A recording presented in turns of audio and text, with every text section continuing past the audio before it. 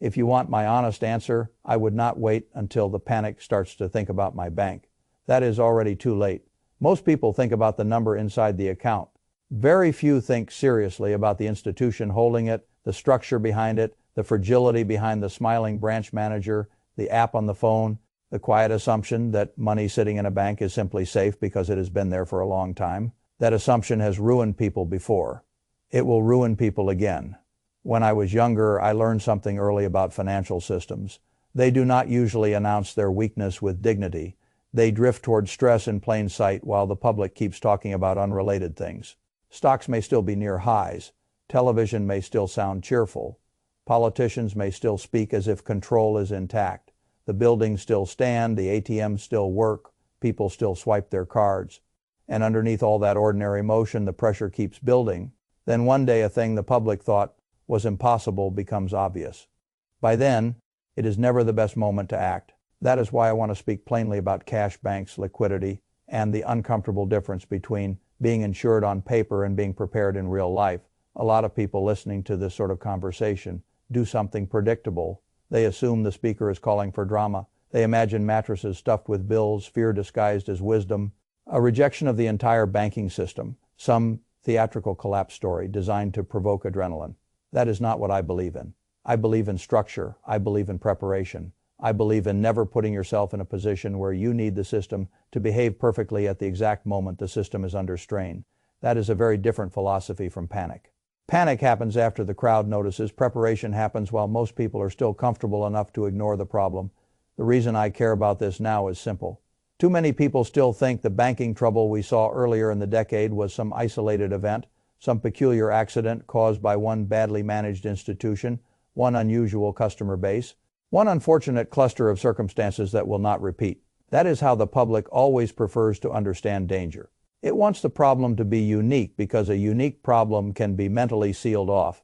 The reality is usually harsher. The visible failure is often only the first institution that could no longer hide a broader weakness.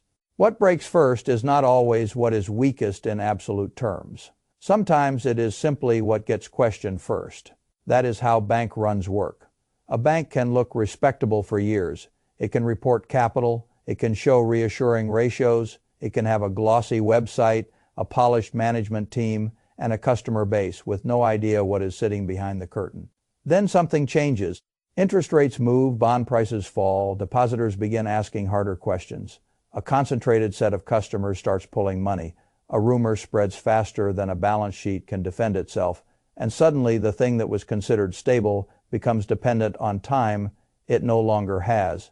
That is one of the oldest truths in finance. A bank does not need all depositors to lose confidence. It only needs enough of them to demand reality all at once. That is why I keep returning to a simple idea. A bank is not a vault in the way people imagine. It is an intermediary. Your money is not lying there politely waiting for you, in the same form you handed it over. It has been transformed into claims, loans, securities, reserves, and assumptions about normal behavior. That arrangement works beautifully until behavior stops being normal. Then the structure matters very quickly. Most depositors never study the structure because ordinary life does not demand that they do, so that is precisely why periods of financial strain are so dangerous. The public discovers late what should have been understood earlier. Now let me put this in more human terms. Years ago, I met a man who had spent his whole life doing what careful people are told to do. He worked, he saved, he avoided foolish speculation, he kept a substantial amount of money in bank accounts because safety meant familiarity to him. He did not trust markets very much. He trusted institutions, he liked statements, he liked insured products, he liked the feeling that his money was close, visible, and respectable. He was not stupid. He was disciplined in the way many decent people are disciplined. But discipline without structural understanding can still leave a person exposed. When rates moved and stress began showing up in parts of the banking system, he asked me a question I still remember. He said, "If I am under the insured limit, am I fully safe?" I told him that he was asking the right question the wrong way. Legally safe and practically prepared are not the same thing. If a single institution fails and the process moves smoothly, insurance can work as intended. But if multiple institutions come under pressure at once, if the public begins moving money broadly, if confidence has to be restored politically rather than mechanically, then the relevant question is no longer only whether reform says your deposits are protected. The relevant question becomes whether you can function calmly during the period between shock and resolution. That window matters more than most people think. People speak as if a bank problem is only about permanent loss. Sometimes the more immediate danger is temporary paralysis, access delays, transfer limits, weekend uncertainty, corporate payrolls frozen, business accounts disrupted, households suddenly unsure what they can reach on Monday morning. That kind of stress changes behavior fast. A person with obligations due in 3 days does not feel reassured by a theoretical promise that a process will be sorted out. Eventually, he needs usable liquidity, he needs room, he needs time that does not depend on official statements. That is why I have never believed the intelligent response is to either ignore banking risk or to abandon the system entirely. I prefer a middle path. Use the system. Do not depend on it completely. That distinction matters, and it matters even more when several pressures begin arriving at the same time. One of those pressures is the simple arithmetic of rates. Banks loaded up on longer-dated securities when rates were far lower. That made sense at the time to people who believed the old world would continue. Then the old world changed. Rates rose faster than the comfortable assumptions built into many balance sheets. When rates rise, the market value of older bonds falls. That is not exotic. It is Finance 101. The problem is that when a bank is sitting on large unrealized losses and depositors remain calm, the problem can stay hidden in plain sight. If depositors stay put, the bank can pretend time will heal most things. If depositors do not stay put, paper losses become living stress. This is one reason I have such respect for liquidity. Liquidity is not merely cash, it is the ability to meet obligations without begging for understanding. It is the difference between being a spectator to stress and being its victim. Now layer onto that the issue people are still reluctant to face squarely: commercial real estate. I am not speaking about some glamorous trophy tower that becomes a newspaper story. I am talking about the huge, ordinary, heavily financed landscape of office buildings, mixed-use properties, refinancings, leases, vacancies, and loans sitting inside regional balance sheets. The public likes to separate one financial issue from another. The real world does not. If office demand remains structurally weaker, values remain under pressure. If values remain under pressure, refinancing becomes harder. If refinancing becomes harder, losses surface. If losses surface at institutions already dealing with bond marks and funding competition, the strain compounds. The dangerous thing in finance is not one problem. It is multiple problems arriving at the same institutions before confidence has time to recover. That is how slow unease turns into a run. And when I say run, do not picture a black and white movie with people lined up in hats outside a bank. Modern runs happen through phones, they happen through Treasury departments, they happen through wealthy customers transferring with one instruction. They happen faster than the old safeguards were, psychologically designed to process. That matters. People still think speed favors the regulators because the regulators are powerful. In truth, speed often favors fear, and fear has become much more efficient. There is another force in the background that few depositors think about when they look at a simple savings account. The federal government itself is absorbing an enormous amount of capital debt. On that scale is not an abstract political talking point. It affects funding markets, it affects rates, it affects what banks hold, it affects what investors demand, it affects the competition for savings. When the government must refinance and issue in large size year after year, somebody has to buy that debt. If foreign buyers are less enthusiastic and the central bank is less openly accommodating than in prior periods, then the burden shifts inward. The domestic financial system carries more of the weight that has consequences. A dollar that goes toward absorbing government borrowing is a dollar not doing something else in the private economy. Over time, that changes the texture of the whole system. It tightens quietly at first, then not so quietly at the same time. If the central bank is trying to drain liquidity or at least avoid flooding the system the way it once did, then banks, funds, and markets have to operate with less cushioning than people became accustomed to. That is why I do not judge financial conditions only by stock prices. Stock prices can stay cheerful longer than plumbing does. Plumbing is where strain shows up first. Repo markets, funding markets, credit spreads, regional banks, refinancing windows. Borrowers that suddenly cannot roll what everyone assumed they would roll without incident. By the time the public begins asking whether its bank is safe, Many of the more sophisticated players have already been watching the pipes for quite a while. I do not say that to flatter sophistication. I say it because the ordinary depositor has to compensate by being a little more deliberate than he has been trained to be. So let me get practical. What do I think a sensible household should do before April 2026? First, understand the insurance limit, but do not stop your thinking there. If you have more than the insured amount at a single institution, that should be addressed. That is basic hygiene. Spread large balances across institutions where appropriate. Use legitimate structures that increase coverage where applicable. Move excess into direct short-term government obligations. If that suits your needs better, no drama. Just tidy the exposure. But the insurance limit is only the first layer. The second layer is more important. Build a reserve outside the banking system sufficient to cover several months of real life. Not symbolic cash, not a decorative emergency fund that would disappear after one bad repair and 2 mortgage payments. I am talking about 3 to 6 months of true living expenses, sized to the household honestly, not optimistically. If a family needs $5,000 a month to operate, that reserve is not $3,000 in good intentions. It is $15,000 to $30,000 in usable, dependable, non-bank access. If the family needs $12,000 a month, then the reserve should reflect that reality instead of pretending otherwise. This is where mature finance begins. Honest numbers, people understate their needs because the real figure makes them uncomfortable. Reality does not care. The reserve should be split intelligently. Some physical cash for immediate access, not absurd piles, enough to handle short interruptions, payment issues, and the first chaotic days of any institutional stress. Then short-dated Treasury bills held directly, not merely as a number inside a bank sweep structure. Direct ownership matters because the whole purpose is to reduce dependency on the intermediary layer. Then, for households that understand the role, some physical precious metals can make sense. Not because I expect gold coins to replace a checking account next Tuesday, but because precious metals are a form of insurance against a broader loss of confidence in paper promises. Gold has never needed permission from a bank manager to remain gold. I am not ideological about this. I simply know history.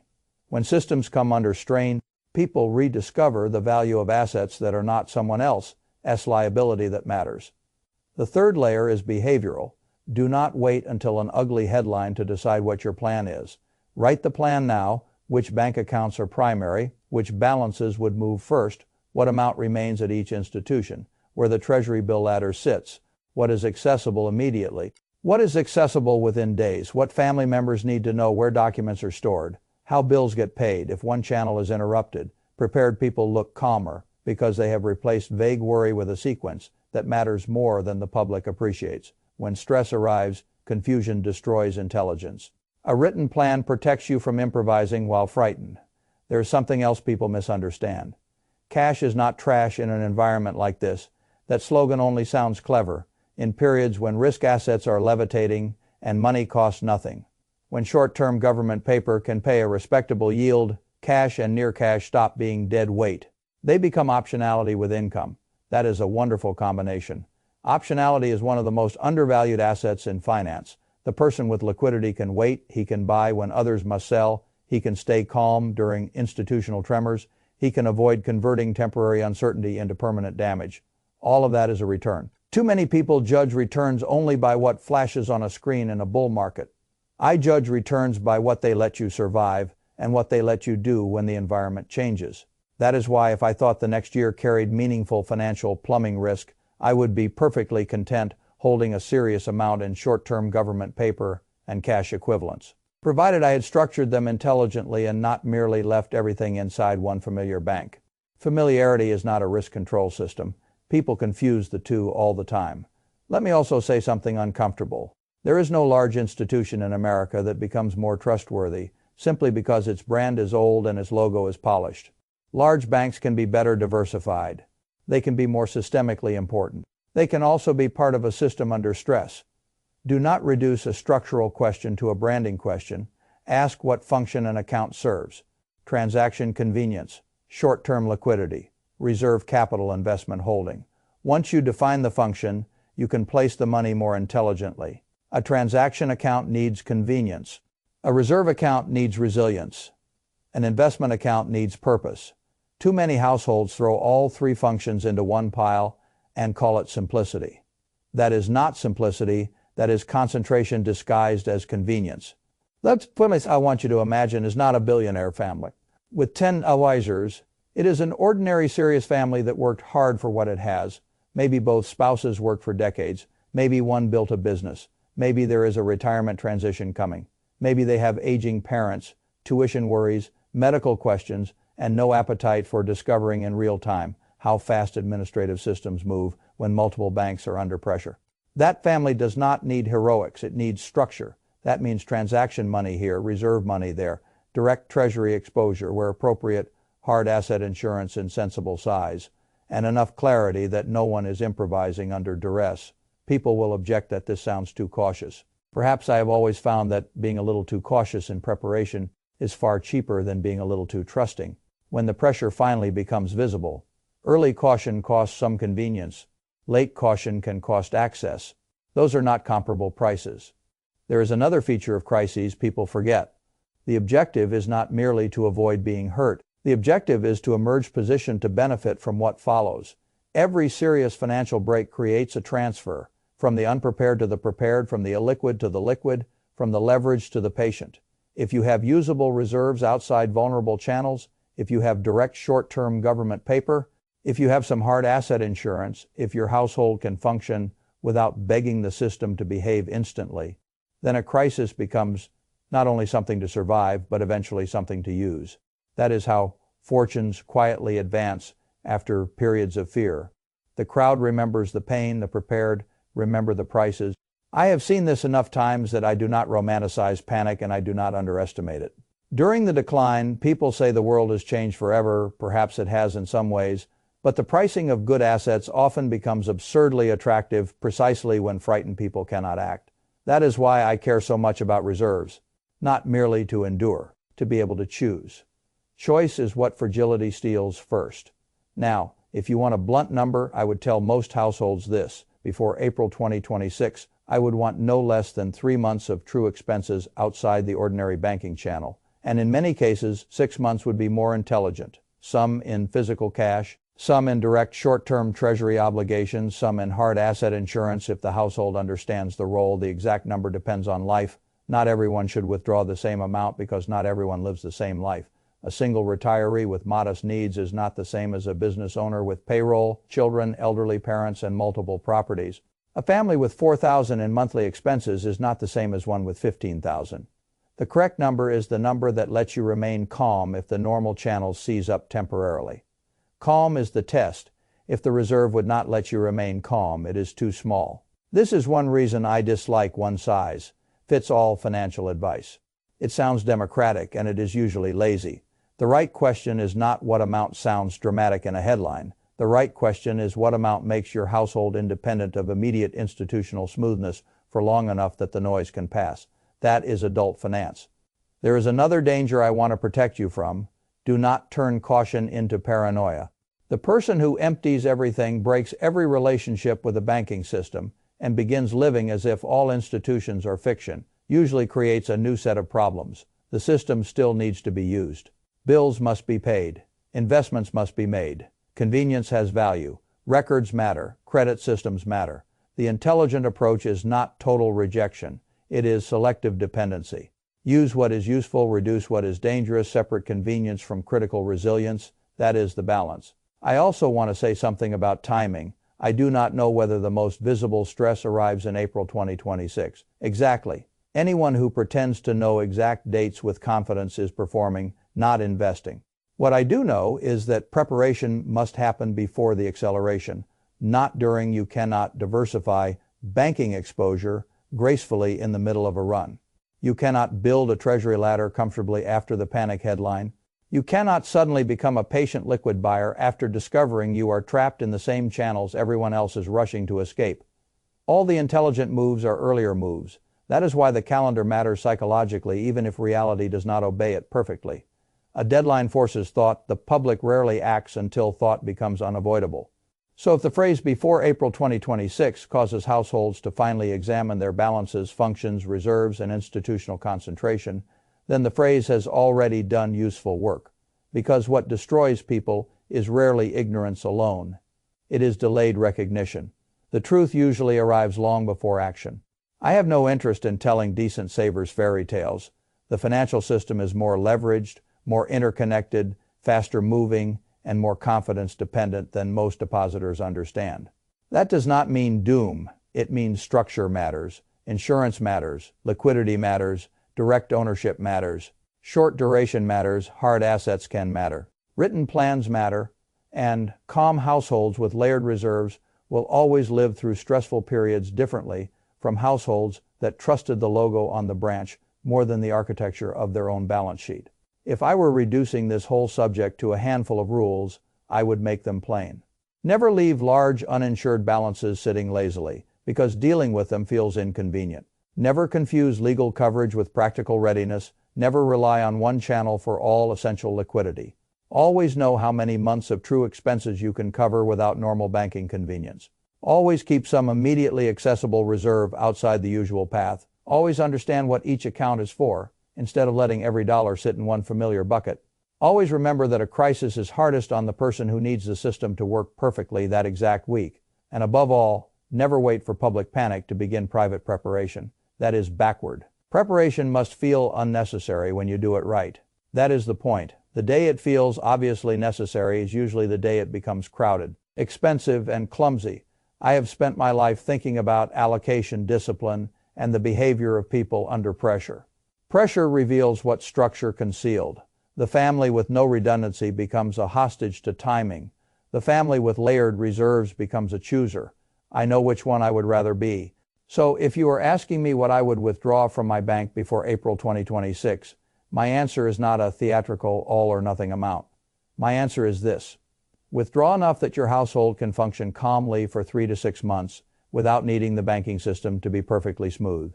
Then place that money intelligently, some in direct short-term treasuries, some in immediate cash, some, if appropriate, in hard asset insurance. The exact figure is personal. The principle is universal. Do not wait until the crowd asks whether the bank is safe. By then, the only people thinking clearly will be the ones who prepared while everyone else was still talking about something else.